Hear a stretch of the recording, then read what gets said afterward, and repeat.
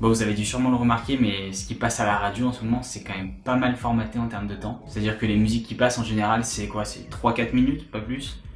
Et en fait, je me suis rendu compte d'un certain mouvement qui est en place en ce moment, qui est que certains artistes en fait commencent à se dire fuck quoi, ils s'en battent les couilles. Et ils se disent vas-y, moi je vais faire un son de 30 secondes, et puis fuck, je m'en fous si ça plaît pas. Et je vais le lancer comme ça, je vais le mettre dans mon album même en plus. Et je trouve ça vraiment cool du coup.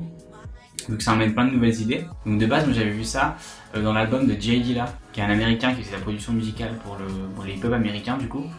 Donc sur son lit de mort, le mec je pense qu'il s'en foutait en fait de ce qu'il allait recevoir en termes d'argent évidemment. Il s'est dit vas-y, moi je vais faire un album avec que des prods qui durent je sais pas 1 minute ou 30 secondes. En fait il avait pas le temps de se dire vas-y, moi faut que je fasse un son de 3 minutes conforme à la règle. Il s'est dit vas-y, moi je vais faire un son. Juste une idée en fait de ce que pourrait donner mon son en fait. Et donc du coup il a fait un album qui s'appelle Donuts, qui est un ensemble de, je sais pas, peut-être une vingtaine ou une trentaine d'idées de petits sons de 1 minute 30 secondes qui sont super intéressants, mais qui en fait méritent pas tellement d'être allongés, vu que 30 secondes de son idée c'est suffisant. Et il y a pas mal d'artistes qui s'en sont rendus compte. Il y a par exemple Tyler the Creator qui fait du hip-hop aussi.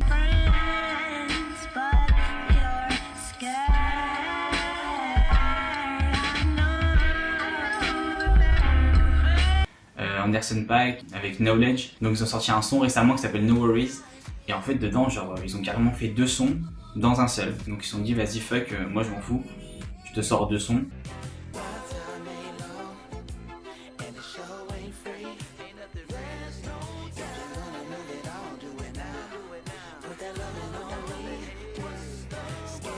Maintenant le moyen de revenu principal de tous les artistes, c'est plus tellement à travers la vente d'albums, mais c'est plus en termes de concerts ou en termes de merchandising, donc les produits qu'ils vendent à côté.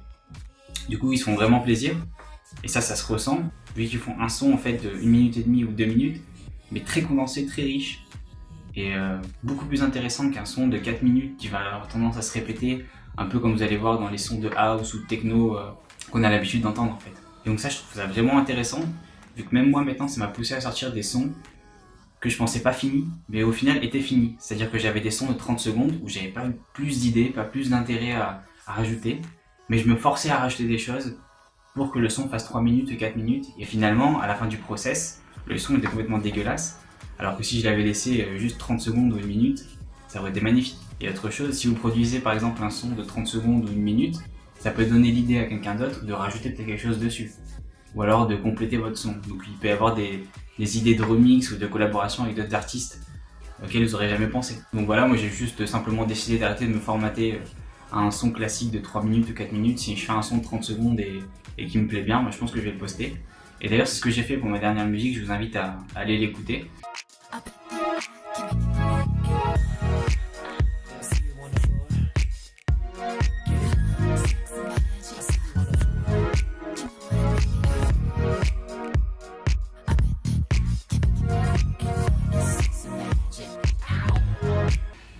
C'est un son juste de 1 minute 30 ou 2 minutes, mais c'était suffisant. Et donc du coup j'ai décidé quand même de l'uploader. Donc voilà. Donc j'espère que ça vous aura bien fait réfléchir sur l'idée de formatage de temps de son, qui en fait est une idée complètement arbitraire et qui mérite un peu d'être évolue avec vous.